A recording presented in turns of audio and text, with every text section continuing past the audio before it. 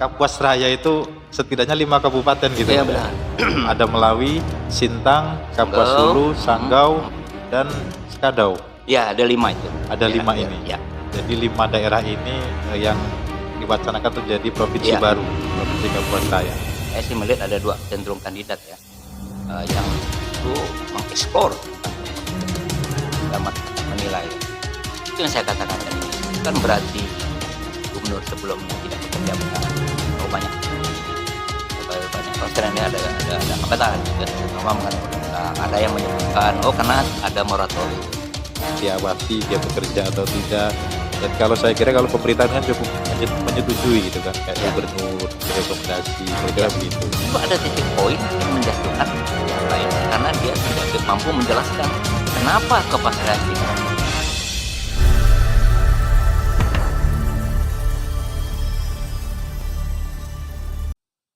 Assalamualaikum warahmatullahi wabarakatuh. Waalaikumsalam. Sahabat kolaborasi, selamat datang kembali bersama saya Supri dalam podcast Bincang Kalbar.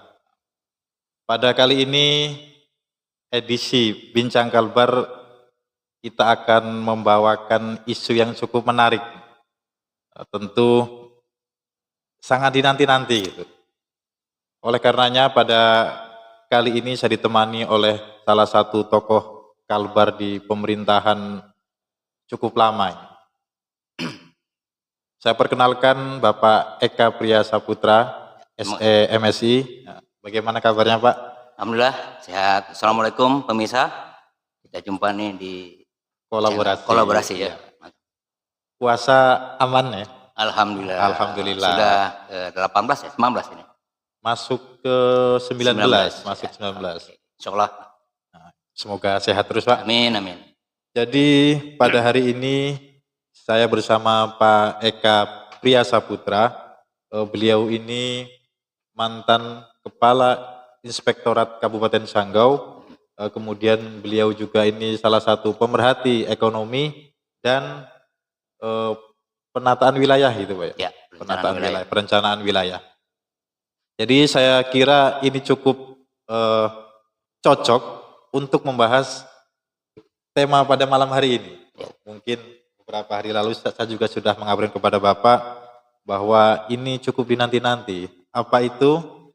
Ini tentang pemekaran Kapuas Raya. Ini sebuah mimpi yang besar atau jangan-jangan ini hanya janji yang sulit untuk digapai itu. Begitu. Jadi pemekaran Kapuas Raya ini cukup center isunya, terutama kemarin waktu kita di pilkada kemarin, suasana pilkada ini cukup dibahas. Menarik itu. Jadi pada hari ini saya ingin meneruskan kembali agar lebih jelas nih. Kalau kampanye kan hanya berseliweran nih. Beliau ini dari Kabupaten Sanggau tentu menjadi salah satu kabupaten yang akan menjadi bagian dari pemekaran ini gitu. Yang saya ingin tahu Pak Eka bahwa isu ini sebenarnya kapan sih pertama kali muncul gitu? Pertama kali diwacanakan di publik dan secara singkat bagaimana perkembangannya sampai saat ini? Baik, saya panggil Bro Sukri ya. Anak muda ya, anak Gen Z. Assalamualaikum warahmatullahi wabarakatuh. Saya tentu terima kasih ya. Ini kesempatan peluang emas buat saya menyampaikan pokok pikiran lah barangkali. Tapi saya mulai dulu dengan background saya pribadi.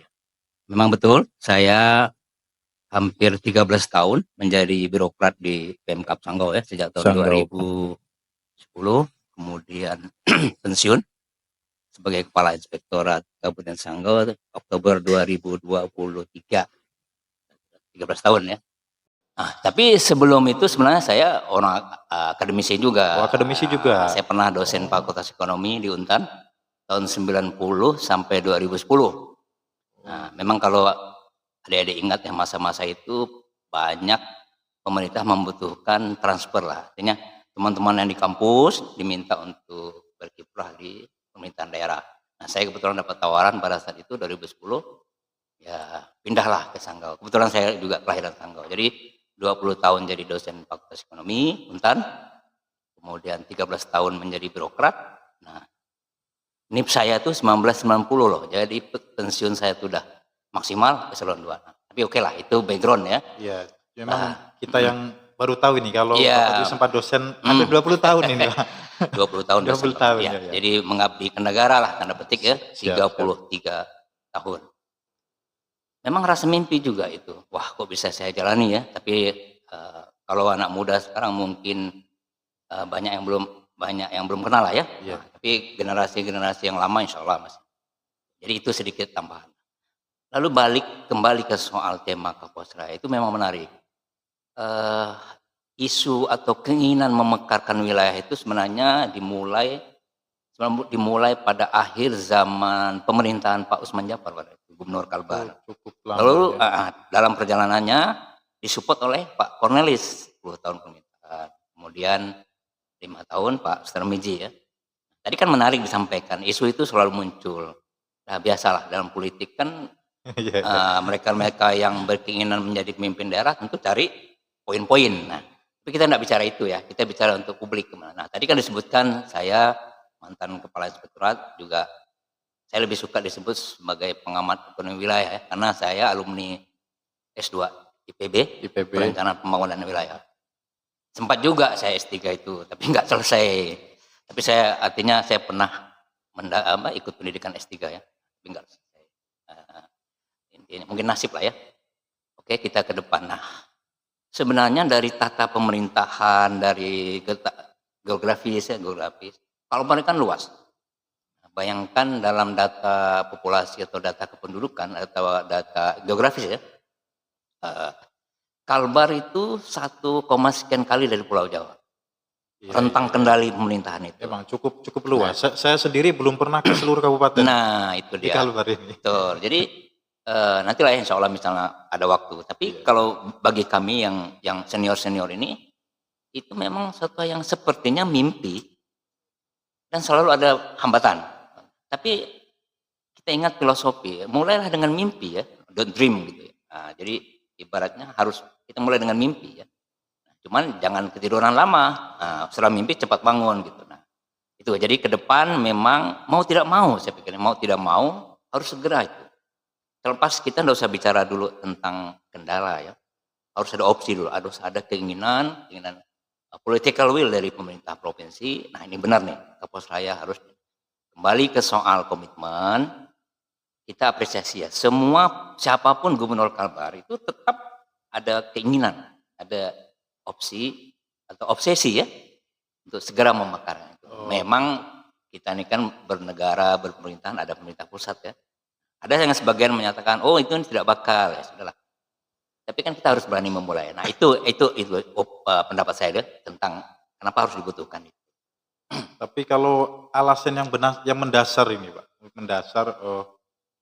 faktor apa sih? Karena faktor pembangunan, faktor ekonomi, atau hanya keinginan agar kita bisa berdiri sendiri dan lebih maksimal dalam melakukan pengembangan daerah itu? Ya, kalau dalam hukum, saya background ekonomi ya. Dalam hukum ekonomi kan ada istilah tentang kendali ya, tentang kendali pemerintahan dan kendali ekonomi. Bagaimana coba kita lihat di Kalbar nih? Saya ambil contoh yang sederhana ya, harga-harga sembako selalu beda Pontianak dengan daerah-daerah hulu. Apa sebabnya? Karena ada komponen biaya transportasi, belum lagi infrastruktur. Nah sebenarnya kalau pemekaran itu sudah terjadi, otomatis dia memotong rentang kendali pemerintahan, efisiensinya ada. Nah juga sebenarnya dalam tanda petik itu bisa mengundang anggaran kan untuk dari pemerintah pusat, misalnya Kalbar menjadi 2, otomatis kan ada perhatian pemerintah. Tapi itu lagi-lagi faktor penting ya. Jadi sekali lagi saya katakan bahwa faktor penting memang justru faktor ekonomi, karena kan untuk meningkatkan kesejahteraan masyarakat, welfare itu kan penting.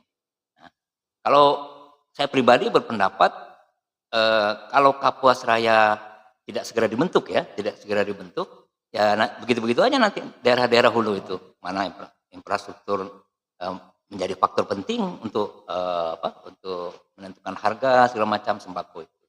Iya, memang kalau kita bicara tentang pembangunan dan ekonomi di luar Pulau Jawa, selalu terpusat di ibu kota provinsi, gitu. Ya, terpusat di situ. Ini juga menjadi perhatian sebenarnya karena kesetaraan pembangunan dan sebagainya ini memang kurang Ya. kurang maksimal lah. Iya. Tapi selama ini mungkin buat penonton semua biar lebih jelas nih, Kapuas Raya itu setidaknya 5 kabupaten gitu Iya Pak ya. benar. Ada Melawi, Sintang, Kapuas Sanggau, Hulu, Sanggau, dan Sekadau. Ya, ada 5 itu. Ada 5 Daerah, ini. Ya. Jadi 5 daerah ini yang diwacanakan untuk menjadi provinsi Ya. baru, Provinsi Kapuas Raya. Dan ini kan selalu momentumnya politik, Ya. itu selalu memunculkan isu ini. Gitu. Ya. Sebenarnya menurut Bapak ini, kalau bicara kesiapan itu bisa disiapkan. Lah. Ya. Tapi apakah faktor politik, komunikasi politik, dan ya apapun di politik lah, Ya. itu apakah menjadi faktor utama juga? Jadi gini, kita masih ingat waktu pilgub terakhir kemarin ya, pilgub yang belakangan ini, bagaimana 2 kandidat atau 3 kandidat, saya sih melihat ada 2 cenderung kandidat ya, yang justru mengeksplor tentang Kapuas Raya, tinggal masyarakat menilai ya. Itu yang saya katakan tadi, bukan berarti gubernur sebelumnya tidak bekerja, bukan. Terlalu banyak konstrennya, ada hambatan gitu, terutama mengenai undang-undang. Ada yang menyebutkan, karena ada moratorium. Tapi kalau kita mengcompare dengan moratorium pada saat yang sama, di Papua bisa dibentuk. Ya, di Papua itu dibagi 2 dekade terakhir ini bisa 4 atau 5 provinsi sekarang. Benar. Jadi memang ada ketentuan pemerintah. Apabila pemekaran itu mengcover kabupaten-kabupaten yang berada di border, di daerah perbatasan, itu menjadi prioritas. Nah, kita setback sekarang. Daerah hulu itu kan Sanggau, mulai dari Sanggau ya, Sanggau, Sekadau, Sintang, Melawi, Kapuas Hulu. Semua itu berbatasan dengan Malaysia, ya kan? Kalau pasal itu yang menjadi titik penting ya. Tapi kan banyak faktor lain. Contoh misalnya undang-undang tentang otonomi daerah segala macam itu sebenarnya kalau menurut saya pribadi itu bisa kita anggap faktor penting juga, kemauan political will pemerintah pusat kan. Tapi tadi saya katakan karena ada moratorium ini terbantahkan karena lahirnya provinsi maka pantaslah kalau kita perlu bertanya apa kiat teman-teman di Papua sehingga bisa ngegol itu. Itu dia. Karena ada juga bahasa, ini orang Kalapan nih kurang jago lah lobby. Kalau menurut saya enggak persoalan itu ya. Tapi kalau saya menilai keseriusan. Karena tahap keseriusan itu misal ya, kalau kita misalnya nih pemerintahan sekarang nih, Pemprov Kalbar sekarang 5 tahun ke depan. Dari kampanye kemarin, kalau kami menang Kapuas Raya. Nah mestinya udah disiapkan. Apa persiapannya? Pertama keinginan dulu. Misalnya dibentuklah panitia pemekaran. Nah saya dengar memang panitia pemekaran itu sudah ada sebenarnya. Tapi mungkin tidak diefektifkan. Kita tetap positive thinking ya yang kemarin-kemarin. Tapi barang ini memang nggak bisa kerja satu malam. Jadi ibaratnya harus kerja tim ya. Nah saya punya bukti juga teman-teman di daerah calon Kabupaten Raya, para bupati yang kemudian sebelumnya sudah punya komitmen sebenarnya, udah menandatangani partai macam lah ya. Tapi secara teknis itulah ya. Nah, tapi intinya 5 kabupaten ini secara ekonomi mereka udah siap sebenarnya. Ya jadi kalau ini saya mohon maaf saya potong sebentar. Ya. Ini kalau pengalaman dari hal terbawah ya. Jadi seperti saya dari Sambas dan di Kecamatan Subah, kita salah satu desa saya ini desa yang baru mekar gitu. Ya. Itu memang saya lihat cukup sulit dan kita biaya mandiri dari masyarakat itu. Oh benar. Dari masyarakat kita memang bentuk tim khusus yang sudah dipercaya, disepakati dan sebagainya, termasuk pendanaannya disiapkan. Jadi itu pun habis lumayan gitu, lumayan. Jadi memang saya tadi agak muncul ini kalau mau maju yang ditugaskan atau panitianya tadi, ini orangnya sudah ada atau belum? Dan sampai mana diawasi, dia bekerja atau tidak? Dan kalau saya kira kalau pemerintah kan cukup menyetujui gitu kan, kayak gubernur memberi rekomendasi, kira-kira begitu. Kira-kira Bapak ini bagian dari itu atau pernah siapa itu yang Bapak tahu bagian dari panitia? Ini enggak bisa dimunafikan ya. Dalam politik itu tentu ada cost ya. Nah, cost kan tidak berarti negatif ya. Karena untuk memulai pekerjaan itu ya perlu semacam support. Support itu kan bisa dari eksternal, bisa internal. Nah, support internal itu ya dari Pemprov. saya ngasih solusi misalnya ya, andaikan dalam pemerintahan Pak Rianosan, Pak Krisantus ini, Pak Gubernur terpilih ini, oke kami komitmen. Nah harus segera dibentuk, oke lah panennya sudah ya, harus segera ada keinginan, nih loh kami siapkan dana di APBD misalnya Oh iya, untuk siap, baik. memulai aja dulu memulai. Baik, Nah, baik. ini kan belum nih tahun 2025 ada kesempatan nih di APBD perubahan misalnya. Masukin aja komponen biaya untuk sebuah tim bekerja dalam tanda petik misalnya melobi, Iya. berkomunikasi lah barangkali Komunikasi. berkomunikasi dengan teman-teman di Senayan. Nah ini semua ada cost. Memang pemerintah kan sekarang lagi mulai semacam efisiensi ya. Nah, tapi kita harus punya alternatif. Saya jujur aja, teman-teman swasta sebenarnya banyak minat, terutama daerah hulu. Kan banyak teman-teman swasta di daerah perhuluan. Iya. Andaikan ini jadi, itu otomatis mengundang investasi ya. Investasi. Saya jadi ingat pertama kali Pak Sutarmiji dan Pak Rianosan menjabat dulu, sampai ada semacam fakta integritas atau perjanjian tertulis justru. Nah, tapi saya kritik pada saat itu termasuk beliau berdua lah ya. Apa sebab saat itu mandek? Nah mungkin pertama memang kita ingat ya pada zaman itu masih lalu tiba-tiba mulai ada musim apa tuh COVID ya. COVID. Nah dana-dana mulai artinya Ya, kita pahami itu. menghilangkan Nah ini sekarang konsentrasi, kesempatan ya. emas ini. Karena saya khawatir salah memulai endingnya nanti jadi seperti kemarin lagi.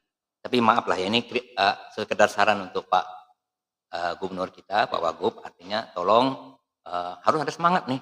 Nah, jadi kembali ke soal cost tadi ya, dalam politik kan tidak ada yang gratis ya. Makan siangnya nggak ada gratis kan. Kalau orang Inggris bilang tidak ada makan siang gratis. Tapi kan itu positif.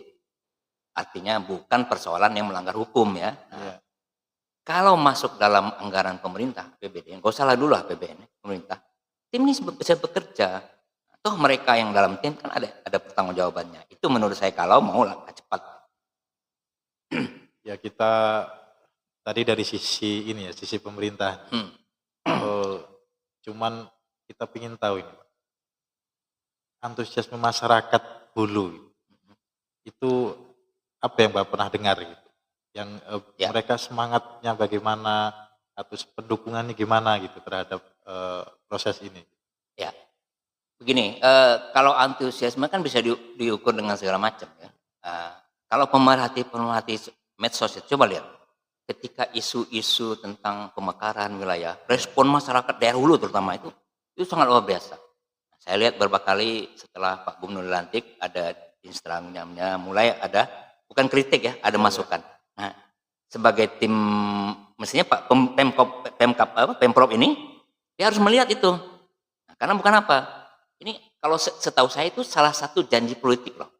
Ya, Pilgub kita kemarin. mendengar juga kemarin memang bagian dari ini. Ingat waktu debat mereka yang terakhir itu, yang di Aston itu. Justru ada titik poin yang menjatuhkan pihak lain karena dia tidak mampu menjelaskan kenapa ke Pasiraya tidak dibentuk. Tapi sudah, kita kalau dalam tanda petik saya sudah itu masa lalu lah ya. Tapi ke depan jangan sampai kita mengulang itu lagi. Nah, berarti kan memang harus ada yang dikonsenkan gitu. Benar. Baik dari tim atau siapa yang ditugasi dari kesepakatan kabupaten ini tadi. Iya, gitu. betul. Karena kalau tidak pun gak ada yang mengingatkan, bisa jadi lupa lagi nanti. Gitu. Oh iya benar, karena zaman sekarang ini ya, jangankan bupati, wali kota, gubernur ya, presiden sendiri punya Instagram, punya TikTok. Apa gunanya? Nggak mestilah Pak Presiden yang membaca, tim kan membaca. Itu penting loh sekarang zaman now nih. Berarti ada kejadian hukum langsung viral, jadi nggak bisa dianggap enteng seperti itu. Berarti dengan kata lain, Anda juga ingin ada media dari pemerintahan gitu, iya, benar. dari gubernur atau wakil gubernur yang bisa menjangkau masyarakat sebenarnya, biar mendengar langsung begitu ya. Saya begini ya, saya pernah artinya begini, pengalaman saya menjadi ASN 30-an tahun. Kelemahan kami yang di ASN ini kan dah terbiasa bekerja sistemik ya, sistemik. Tapi kan tidak semua ASN seperti anak-anak muda sekarang jadi ASN sudah udah apa ya, udah ibaratnya high tech lah kalau biasa. Itu juga menjadi. Saya hanya pesan jangan sampai kepala daerah, wakil kepala daerah menganggap remeh persoalan ini hanya karena informasi lewat medsos misalnya. Itu penting loh zaman sekarang ini. Bayangkan seorang presiden bisa menegur seorang menteri hanya karena laporan dari medsos. Itu gratis sebenarnya, informasi gratis. Kan enggak mesti harus laporan. Dan itu kan meningkatkan partisipasi publik. Benar, partisipasi publik itu penting. Nah, koreksi lah deh. Nah, zaman sekarang ini kan ibarat kata orang hanya karena satu informasi orang itu bisa dapat bintang dan sebaliknya bintangnya bisa copot juga. Nah. Dan meskipun ada sisi yang kurang, jadi dianggap no justice, no viral gitu, no viral, no justice. Jadi anggapannya begitu. Sebenarnya kan semakin ini mudah dan bisa didengar oleh yang berkepentingan, maka bisa ditindaklanjuti. Betul. Karena kalau tidak disampaikan, dulu kan lapor dari bertingkat jadi nggak nyampe nih, belum nyampe berkas sudah hilang. Benar, laporan dari bawah 10 poin ya, sampai ke atas kan tinggal 2 poin. Sisi positifnya sebenarnya bisa langsung mengakses gitu. Cuman kadang di media sosial biasa lah. Jadi bahasanya no viral, no justice. Ya, benar. Jadi kalau kembali lagi kita ke Kapuas Raya tadi, kira-kira kalau bicara kemampuan kita kan kalau namanya baru mekar, tentu kebutuhannya tidak sedikit. Selain untuk kebutuhan prosesnya. Nanti kalau udah jadi juga agak banyak nih. Kan kesiapan pemerintah pusat kalau begitu. Iya, betul. Kira-kira nih, ini kan bagian dari misalkan ketika diproses dari kabupaten sepakat persetujuan dari gubernur. Di pusat ini kan juga belum menyiapkan banyak hal kalau gitu. Iya, kan? Betul. Termasuk jangan-jangan Kementerian Keuangan juga begitu ya. Kalau menyiapkan betul. Kan. Komunikasi ini apakah sudah sampai di sana? Atau ini hanya menjadi isu atau wacana yang terjadi di sekitaran kita ini, kemudian dipakai dalam isu politik, tapi tahapannya kita nggak tahu sama sekali nih. Sampai mana sebenarnya tahapannya gitu? Ya, jadi sepengetahuan saya sebenarnya sudah itu. Semua komponen sudah dipenuhi ya oleh Pemprov Kalbar pada saat itu. Walaupun ya ingat pada saat kampanye saling anu lah ya, tapi saya paham, saya memahami namanya orang mau tanding ya, dia cari kelemahan. Tapi oke, kita lupakan itu, forget it lah itu. Tapi intinya, setahu saya ya, mudah-mudahan saya tidak salah, syarat-syarat itu sudah terpenuhi sebenarnya. Sudah terpenuhi. Sudah sampai, saya lupa komisi berapa DPR. Iya, kayak kemarin itu kan, mohon maaf, ada serangan ke dalam salah satu kandidat, misalkan bahwa itu tidak pernah sampai di pusat. Ya. Tidak masuk di pembahasan di DPR, misalnya di Komisi 2 gitu. Belum pernah masuk katanya. Kan kemarin waktu musim kampanye begitu tuh. Iya. Makanya kita hari ini sebenarnya sudah sampai mana sebenarnya begitu. Apakah gubernur sebelumnya juga tidak memproses itu, kan kita nggak tahu. Karena bukti fisiknya tidak ada gitu. Nah, makanya kita juga ingin tahu sebenarnya tahapannya kan sampai mana gitu. Jadi prosesnya kita tahu. Benar.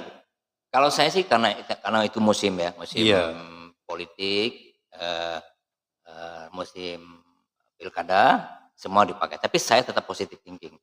Saya yakin kok itu sudah sampai. Cuman itulah tadi karena ada kebijakan pemerintah pusat menyatakan bahwa ada moratorium. Nah, mungkin ibarat orang tadi mau lari 100 km per jam, atau ada undang-undang itu, ya udah jadi lemes dia. Kalau saya tetap positive thinking ya, bahwa udah sampai barang itu. Cuman nggak, ibaratnya ini kita belum punya tim yang benar-benar fighter. Nah, untuk mensupport itu kan tadi saya katakan bahwa, wah siapa yang bisa membackup saya, mensupport tim lah gitu ya.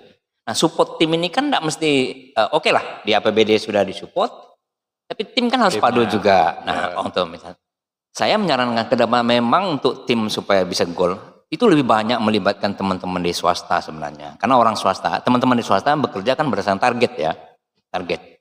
Bukan soal rupiah sebenarnya mereka ini. Ya, tapi memang kalau bicara sumber daya, di daerah hulu ini pertambangan dan sebagainya. Benar. Cukup bagus. Sanggau itu kurang apa coba? Iya. Sanggau itu ada PT Antam ya, kemudian sawit luar biasa dahulu. Teman kemarin memang sayang gitu. Nah, tapi akhirnya memang terdata juga yang menyebabkan incumbent kemarin dalam tanda petik belum menang kembali ya. Justru faktor penting juga isu itu. Nah ternyata daerah-daerah hulu, coba lihat data pemilih kemarin. Daerah-daerah perhuluan itu yang menang yang menang sekarang. Nah Oke lah orang oh bukan karena itu, tapi saya yakin faktor itu juga ada. Ya cukup tinggi juga karena kemarin setelah Pilgub kemarin isu ini juga sangat kuat gitu isu ini. Benar. Dan Bahkan- hebatnya isu itu bisa menjadi alat untuk pemenang kan, yang menang Iya, ini. iya. Nah itu. Nah, tapi saya sekali lagi ya, ini biasa lah ya. Contoh misalnya waktu Pilpres kan IKN harus segera dibentuk. Nah ternyata betul di Kalimantan kan menang Pak Prabowo kan, Iya, Kalimantan. Hanya karena isu IKN salah Isu satunya ya. IKN, ya. Tapi kita ini bicara ke depan. Jadi semua kita anggap ya itu support moral. Sekali lagi sebagai pengamat saya menjelaskan bahwa memang tidak boleh katakanlah tidak kalau berkendor ini. Iya. Ini kalau kendor nih ya lemau lagi kalau bahasa orang Pontianak. Nah itu dia. Ya sebenarnya kan step by stepnya kalau diseriusin mungkin tidak terlalu lama. Mungkin kan minimal di lingkungan provinsi kalau Ya. baru udah selesai. Ya, Tinggal ya. kan kalau di pusat ya tinggal melakukan komunikasi. Kira-kira Kalau saya sih gitu. optimis ya, jadi saya optimis. Apalagi ini kan ibaratnya pemain baru ya, Iya. semangat baru, didampingi oleh anak-anak muda. Ini kan yang pemimpin Kalbar sekarang kan ibaratnya masih muda-muda ini. Iya dan Ya. komposisi di pemerintahan gubernur, wakil dan gubernur ini kan juga komposisi yang pas sebenarnya. Benar. Wakil memang bagian dari hulu, Iya. kemudian saya kira saya juga punya rasa optimis sebenarnya kalau ini dikerjakan serius ya, karena komposisi ini kan bagian dari bagus lah menurut saya. Itu faktor penting loh komposisi Iya. itu, faktor penting. Jadi dalam dalam perspektif politis itu, Iya. itu juga menjadi salah satu indikator yang membuat orang menjadi suka, ya kan? Bukan menjadi pilihan Iya. ya, tapi senang gitu. Nah, orang berharap, hope. Gitu. Iya. Nah, itu dia. Kalau saya pikir satu yang pesan saya tadi, ya jangan lupa komitmen ini, ya, karena 5 tahun ini nggak terasa loh, 5 tahun ini. Mudah-mudahan sampailah ke Pak Gubernur, Pak Wakil Gubernur ya, teman-teman di provinsi, bahwa ini jangan dianggap remeh persoalan Kapuas Raya ini. Ya. Ini salah satu unsur lagi DPR misalnya Pak, DPRD, DPR provinsi ini perannya sebenarnya sejauh mana Pak DPR ini? Maksudnya ini mempunyai peran penting juga atau hanya untuk memberi rekomendasi aja gitu? Kalau DPR ini kita kan bicaranya bupati, Ya. kepala daerah lah, gubernur, sedangkan wakil rakyat itu kan DPR gitu. Benar. Suara mereka selama ini yang Bapak sudah dengar apa gitu? Baik dari yang di kabupaten atau itu yang kembali saya jelaskan tadi ya. 5 kabupaten itu semua komponen semua itu kan dah termasuk rekomendasi DPRD tingkat 2, lalu muaranya kan DPRD tingkat 1 nih, DPRD Kalbar ya, lalu muara terakhir kan di Senayan. Itu sudah sebenarnya. Nah, andaikanlah misalnya pemerintah pusat, oke, Kapuas Raya kita proses lagi dari awal. Itu bukan suatu hal yang masalah, kan tinggal mereview ya, mereview. Nah, yang susahnya nanti di 5 kabupaten udah semangat, malah Pemprovnya yang jadi lemas gitu kan, itu bahaya. Nah, kita nggak tahu ya, kita kan melihat, apalagi sekarang ini kan semua gubernur, bupati, wali kota se-Indonesia mulai mereview nih, visi misinya yang tadi misalnya mau dilaksanakan dalam 5 tahun, tapi karena ada proses pemotongan anggaran langsung ibarat down gitu ya. Nah, kalau menurut saya seorang pemimpin tidak boleh begitu. Banyak cara kok, banyak cara.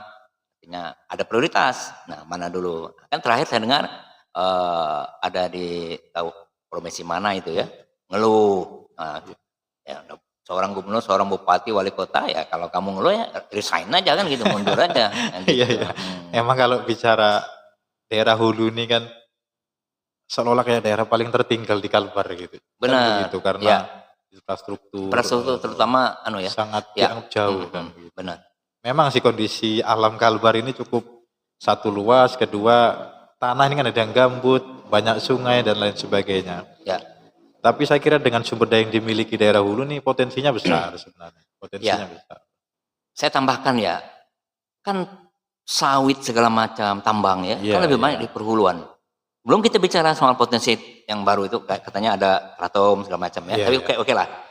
Jadi potensi sebenarnya udah masuk indikator untuk untuk pengembangan wilayah udah masuk itu. Saya justru hanya menganggap political will-nya yang masih. Jadi keinginan Pemprov untuk lebih laju, itu yang saya melihat perlu kalau anak muda sekarang tuh perlu digaspol lah gitu. Nah, gaspol lagi. Digas gitu harusnya. Nah, anak muda sekarang kan gaspol. Nah, itu kalau udah istilah gaspol, ada urusan tuh. Biar jalan berlobang dia bisa loncat kan ibaratnya begitu. Tapi memang faktor politik ini cukup ya alam demokrasi mungkin Iya, benar. Alam demokrasi, jadi faktor politik cukup punya peran penting itu. Meskipun sebenarnya dalam bahasa demokrasi rakyatlah yang punya kekuasaan gitu. Nah, tapi saya optimis ya pemerintahan yang sekarang ini, artinya yang pusat ya. Iya. Karena sebenarnya dulu ada sebuah kajian ya yang ilmiah bahwa Indonesia ini kalau mau normal dia terbentuk dari sekitar 40 sampai 50 provinsi. Makanya waktu zaman kemarin sebelum Prabowo itu kan ada moratorium. Nah, ini juga mengganjal obsesi itu. Nah, jadi sebenarnya ada kajian ilmiah dari teman-teman, saya lupa ya dari UI apa IPB gitu ya. Tapi dari lembaga perguruan tinggi ya yang dalam tanda petik saya masih yakin mereka masih profesional ya, netral. Nah, itu mau ideal Indonesia ini 40 sampai 50 provinsi. Sekarang kan baru 34 atau 37 ya. Nah, artinya memang pemekaran wilayah itu bukan suatu yang haram sebenarnya. Iya, Harus. Nah, kemudian Kalbar ya, Kalbar. Kita ambil contoh kecil. Sanggau itu memekarkan kecamatan kan sudah nih, tapi akhirnya untuk kabupatennya terkendala juga. Nah, tapi saya berpesan inilah momen bagus. Momen penting 5 tahun ke depan. Ini semuanya seragam nih.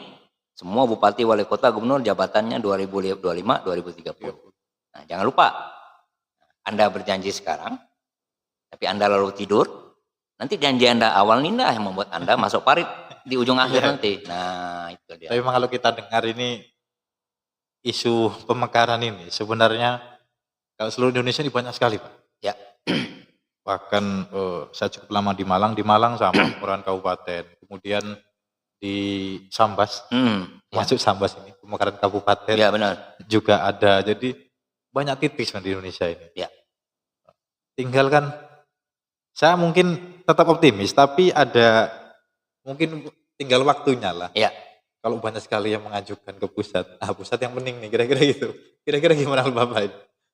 Kalau menurut saya enggak juga ya, karena begini, teman-teman katakanlah para ahli di pemerintah pusat mungkin hampir seragam pendapat. Ya, adalah 1-2 yang mengatakan nggak ada gunanya pemekaran kalau bla bla bla gitu ya. Tapi kalau kami yang berbackground ekonomi, tentu itu banyak nilai positifnya. Artinya yang saya katakan tentang kendali, distribusi barang. Nah, pemerintah katakanlah Kapolsraya, ibu kotanya di mana, misalnya apakah Sanggau atau Sintang, otomatis kan distribusi barang udah terpecahkan. Ya, kalau ada tinjauan untuk mengenjot peningkatan ekonomi mungkin akan lebih masuk akal gitu, karena pemerintah pusat aja defisit anggaran terus nih gitu. Jadi kalau dimekarkan dan kemudian bergantung dari anggaran pemerintah pusat, ini kan cukup berat.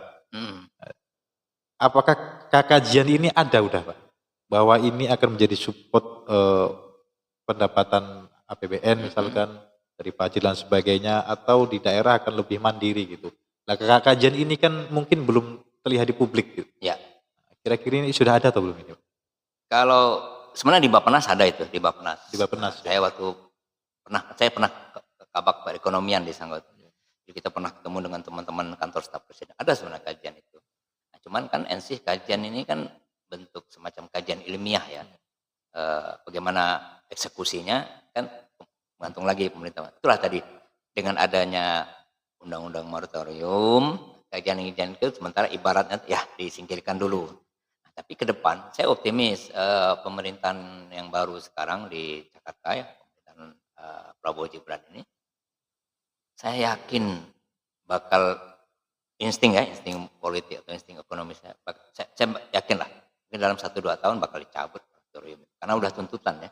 Udah tuntutan bagaimana meningkatkan perekonomian masyarakat. Kalau hanya begini-begini saja gitu kan ya, kalau di daerah Pulau Jawa karena mungkin penduduknya banyak ya, nah itu udah tidak bisa menafikan, tetap harus dibentuk. Kita ini kan satu kelemahan hanya penduduknya jarang. Jadi Kalbar ini kan hanya berapa juta ya? 5 juta. Nah, tapi kalau Bappenas kan indikatornya bukan hanya penduduk ya, rentang wilayah, potensi ekonomi gitu. Banyak contoh lah ya. Artinya kita harus optimis bahwa sekali lagi saya katakan memang Kapuas Raya ini tidak bisa dianggap remeh lagi. Obsesi untuk membentuk ya. Jangan sampai momen bagus ini awal pemerintahan yang sekarang tidak digunakan. Ya. Nah itu. Saya kira kan memang kalau Kalbar, saya kira sih harus ya. Ya. Karena selama ini cukup terpusat di ibu kota. Kampus daerah-daerah sana mungkin hanya mana yang ada Sintang mungkin ada. Betul. Semua di Pontianak. Kemudian ekonomi penghasilan daerah berpusat di sini, bangunnya banyak di sini. Jadi memang saya kira memang harus cepat sih. Kalau saya ya, saya juga cukup mendukung harus lebih cepat lah. Tadi bicara tentang pemekaran Kapuas Raya, Ya. ini kan cukup kompleks sebenarnya ini. Tapi yang tentu menjadi pertimbangan utama juga selain tadi kita bicara banyak di sisi politik, ini faktor ekonomi yang perlu juga kan pemerintah juga tidak mau kan kalau pemekaran menjadi beban tambahan gitu. Ya. Ketergantungan dana dari pusat, kemudian inilah yang kadang menjadi beban juga gitu. Sedangkan pusat efisiensi kan begitu. Jadi menurut pandangan Bapak nih, karena agar tidak menjadi beban tambahan pembiayaan negara, kalau Bapak melihat potensi ekonomi di 5 kabupaten ini, kira-kira bisa mensupport nggak keberlangsungan misalkan ini dimekarkan gitu, kemudian ini mampu tidak sebenarnya gitu? Ya. Oke, jadi gini, kata beban bagi pemerintah pusat sebenarnya agak sumir ya, tidak mesti jadi faktor penting. Karena begini, lahirnya daerah baru, ya kan, lahirnya daerah baru, provinsi baru, tentu menyebabkan lahir aktivitas ekonomi baru. Lahirnya aktivitas ekonomi baru menyebabkan banyak peluang-peluang pekerjaan, misalnya tenaga kerja, sektor-sektor industri. Kan dalam filosofi pemerintah ini, pemerintah RI lah ya, sumber APBN itu kan pajak, ya kan? Pajak. Iya, iya. Terbesar pajak. Sumber paling besar pajak. Nah, pajak itu kan lahir juga dari daerah baru. Artinya misalnya sektor perkebunan ada industri hilirnya, pajak. Sektor pertambangan, pajak. Jadi saya menganggap itu tidak penting. Jadi bahasa menyatakan bahwa pemerintah pusat menjadi beban tidak. Analisa pribadi saya ya, analisa secara ekonomi. Jadi justru daerah baru itu menjadi sumber pendapatan negara, sumber baru buat pendapatan negara. Nah itu intinya. Ya, ini kan kalau ini menjadi sumber baru kan harus didukung dengan kajian yang matang sebenarnya. Iya, kan? iya.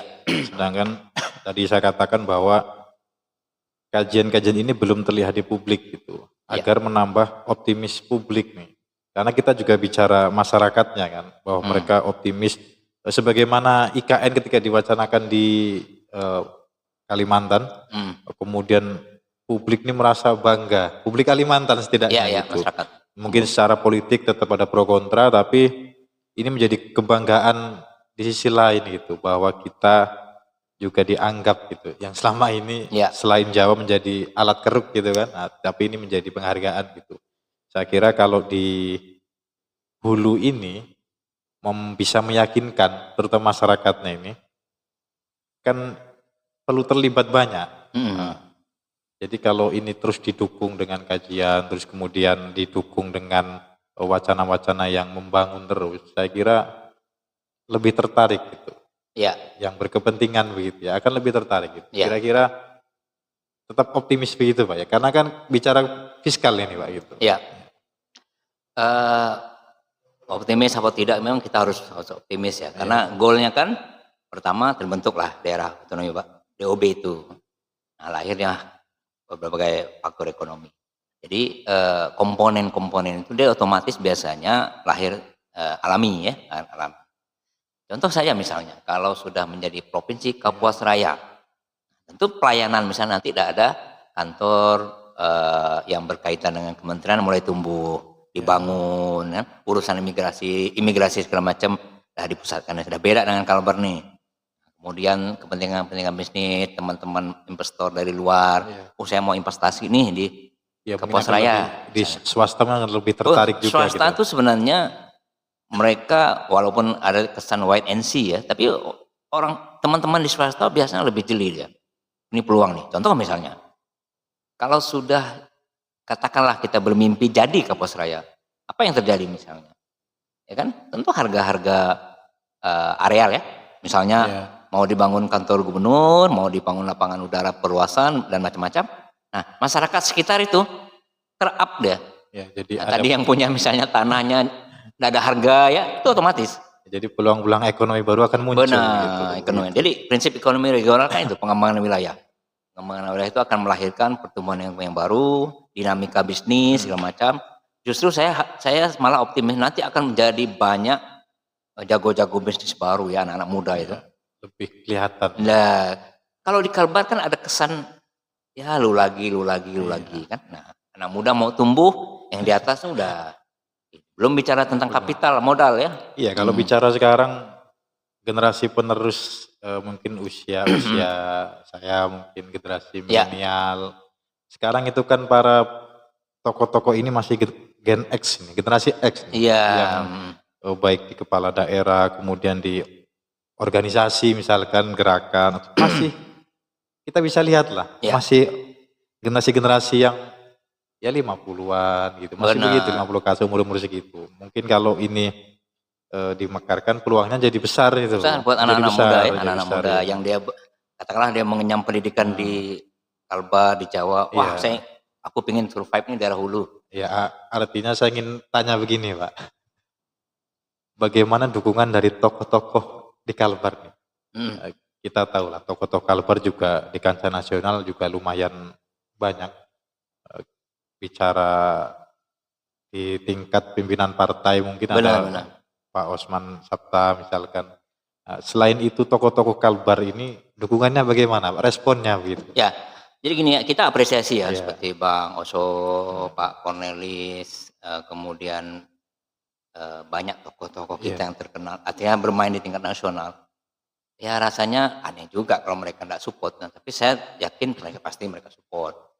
Tapi kan beliau-beliau ini kan bukan tidak level lagi bicara soal teknis. Dia kan makro, kerangka makro. Nah yang teknisnya kita ini, artinya anak-anak muda.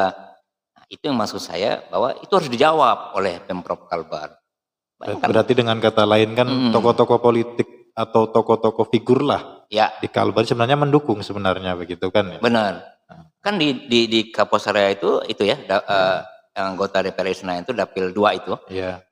Itu kan bisa diminta pendapat, diminta support. Saya kira otomatis lah ya. Ini teman-teman di politik kan biasanya reward untuk ke depan itu. Nah, jangan coba-coba misalnya dia dari dapil 2 ngomong di media, saya tidak setuju. Itu enggak bakal dipilih lagi kalau menurut saya itu ya. Dan politik itu harus diterima. Iya. Kecuali yang ngomong misal dapil 1 ya, daerah. Oh, saya enggak setuju. Ya sudah, I don't care. You dipilih 1 kan, ada urusan kan. Tapi yang di dapil 2 itu penting. Nah, 4 ya wakil kita itu saya optimis orang-orang ini, beliau-beliau ini kan benar-benar punya jaringan ya. Nah, itu disowani gitu. Ya, karena faktor emosional itu bagi masyarakat grassroots ini ya.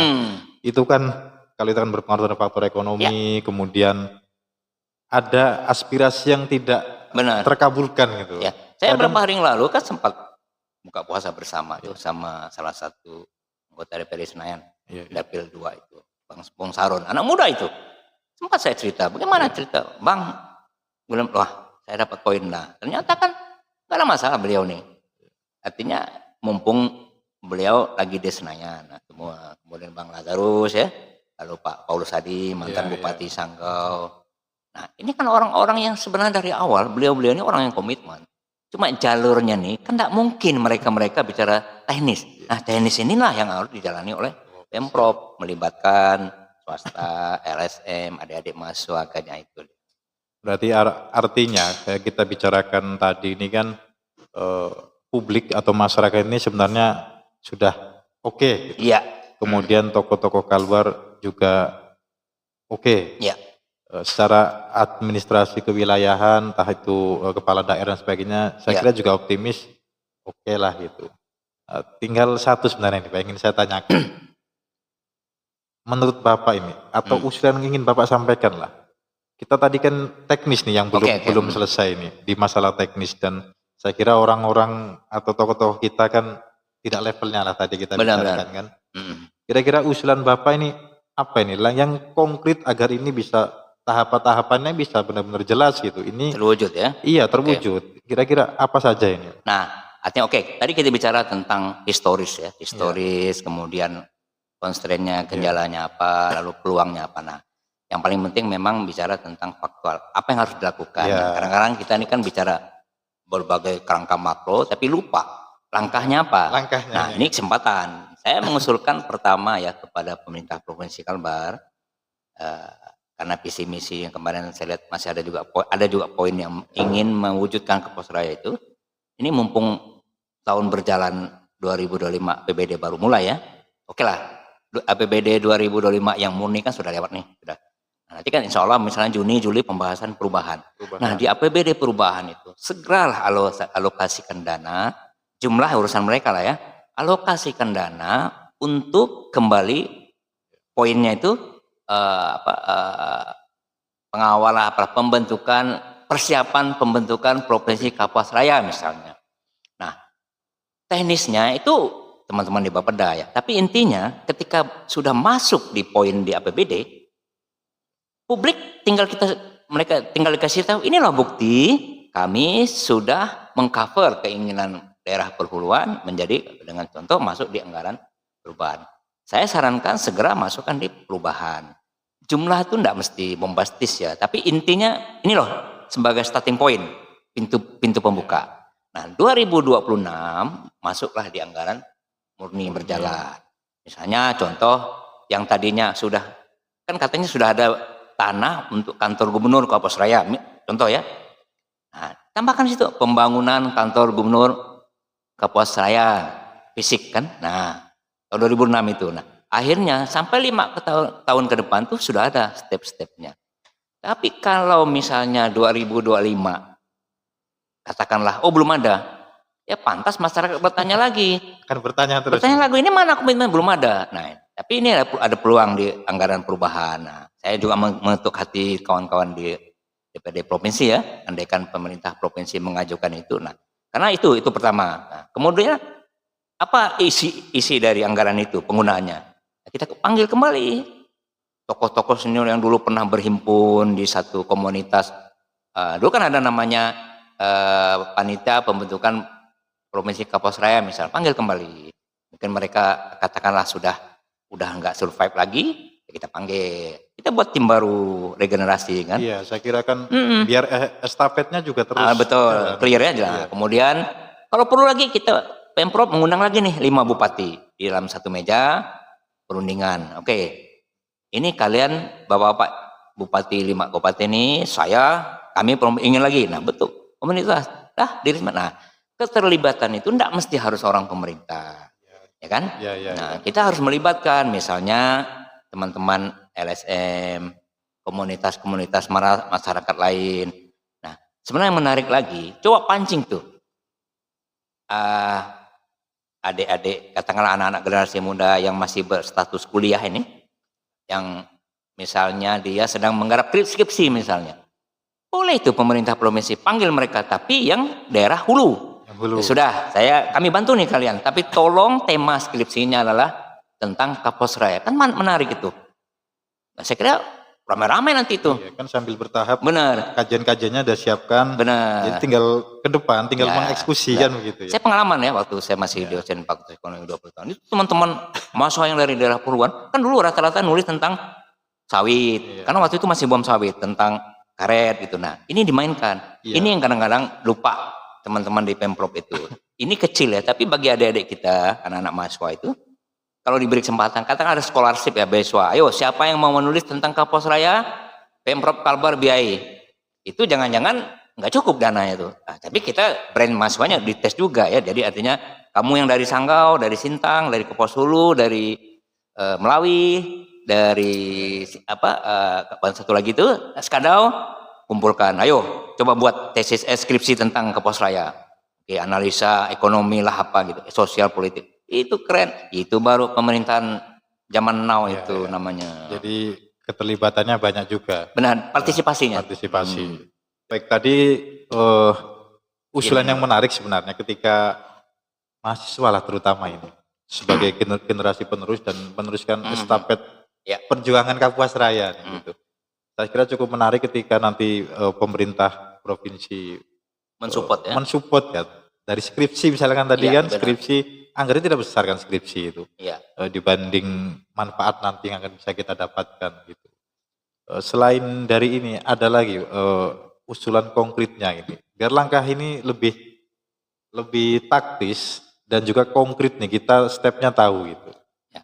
Itu yang saya sebutkan tadi ya tahap berikutnya ya. Katakanlah masukkan anggaran itu bentuk komitmen nyata Pemprov. Oke, serius nih, ya kan masuk di APBD. Nah, jumlah urusan TP4D namanya di sana itu. Komponen ini kan ada, penting ada pertanggungjawaban. Nah, langkah berikutnya tadi kan mensupport adik-adik mahasiswa nih. Itu bentuk lain aja ya, bentuk atensi kepada generasi muda yang dia NC penghuni atau ber-KTP wilayah Kapuas Raya. Jangan anggap remeh tulisan mereka itu kan, itu kan bersejarah nanti. Tapi kita kalau perlu Pemprov udah membuat batasannya. Kamu dapat beasiswa ini, tapi tulisannya tentang ini.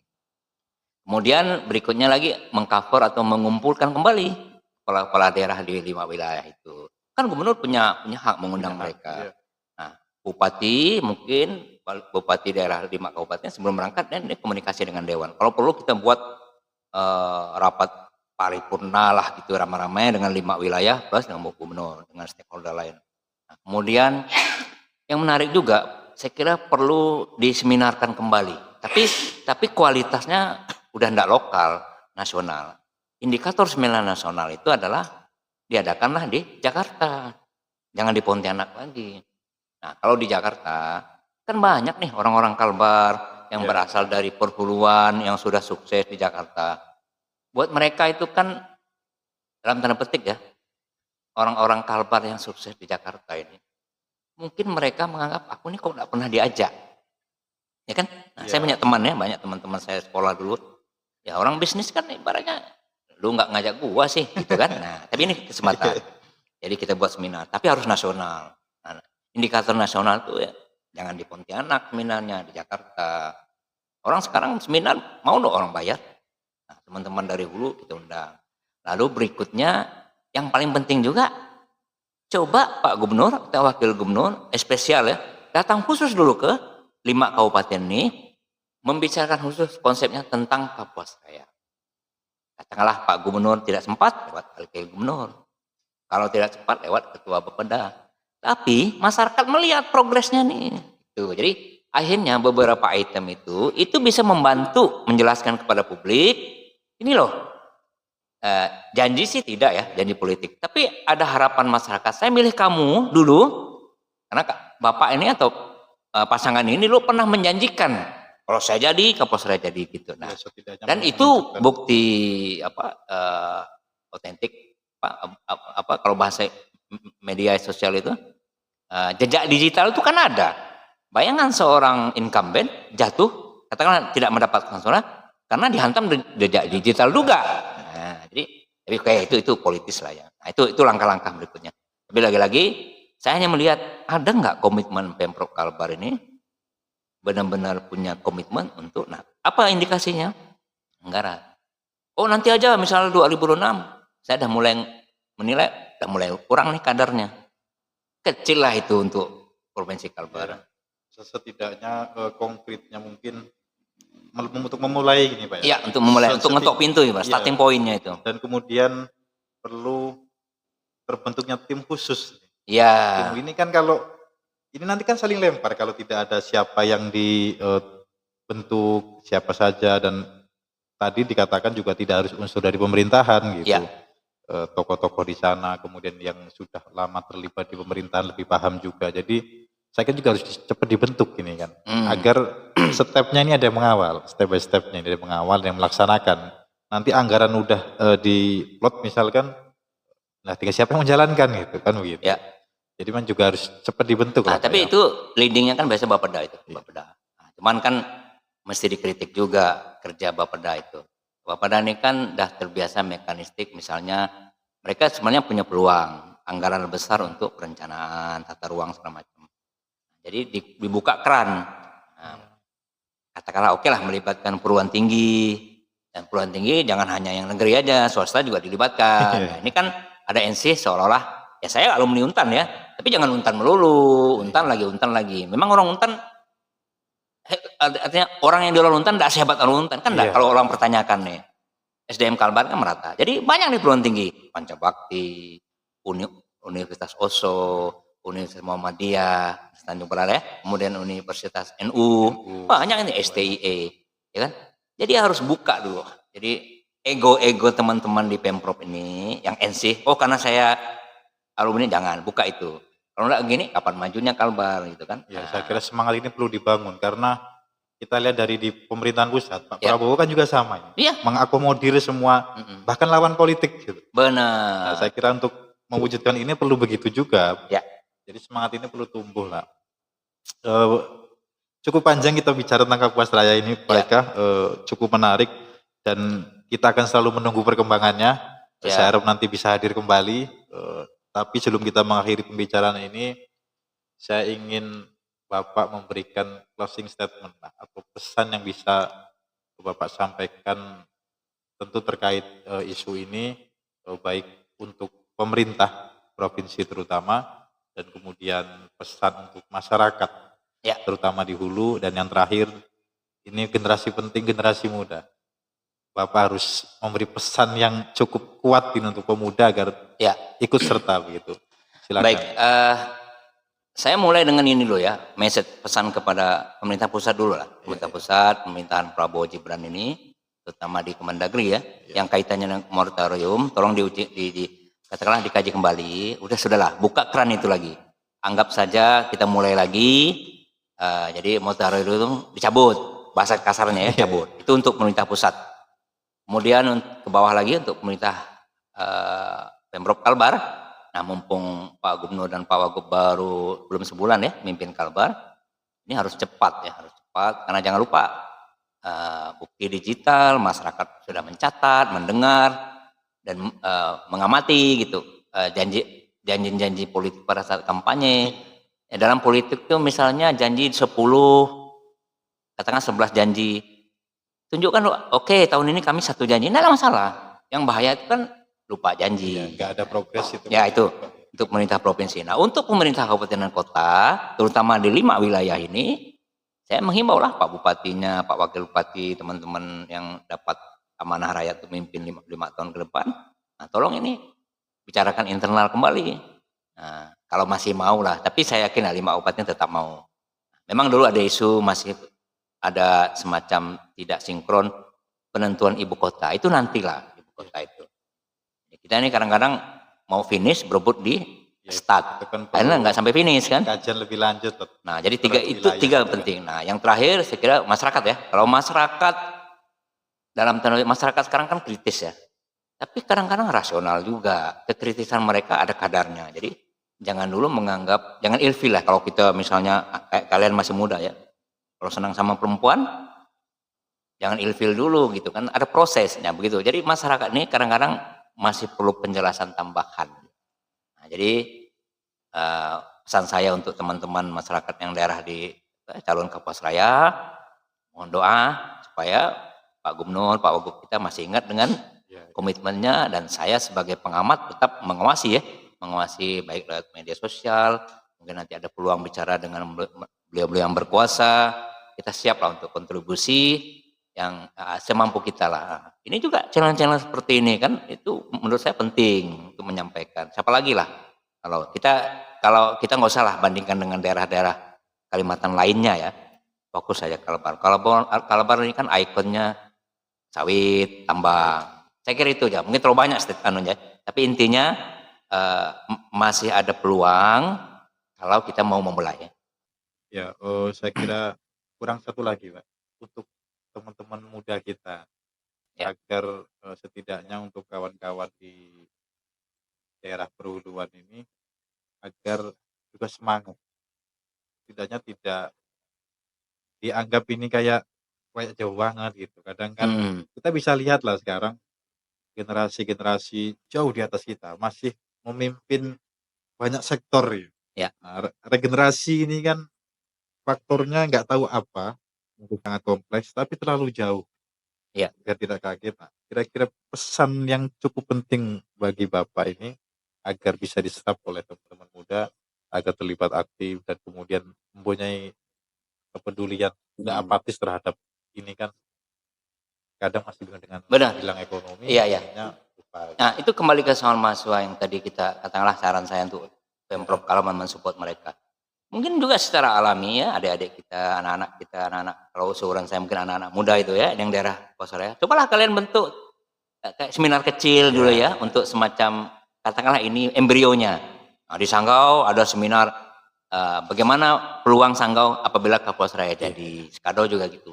Itu untuk adik-adik mahasiswa lah ya. Artinya ya mahasiswa kritis juga jalan, tapi ilmiah jangan ditinggalkan. kan Saintisnya. mereka akan menjadi bagian pemenuhan SDM di sana seharusnya gitu. Benar, itu oke. Saya setuju itu. Baik, terima kasih Pak Eka, Ya, cukup menarik. Kita akan menunggu perkembangannya dan dengan sukarela kami harapkan Bapak nanti bisa berbagi lagi di sini. insya Allah, insya Allah. Untuk kebaikan Kalbar ya. Siap-siap, terima kasih dan para penonton Ya, kolaborasi Kalbar, Bincang Kalbar akan terus hadir untuk memberikan pengetahuan, memberikan wawasan, mendukung pengembangan di Kalbar ini dari banyak sektor. Jangan lupa terus ikuti, ya. subscribe channel kami. Sampai bertemu kembali di episode selanjutnya.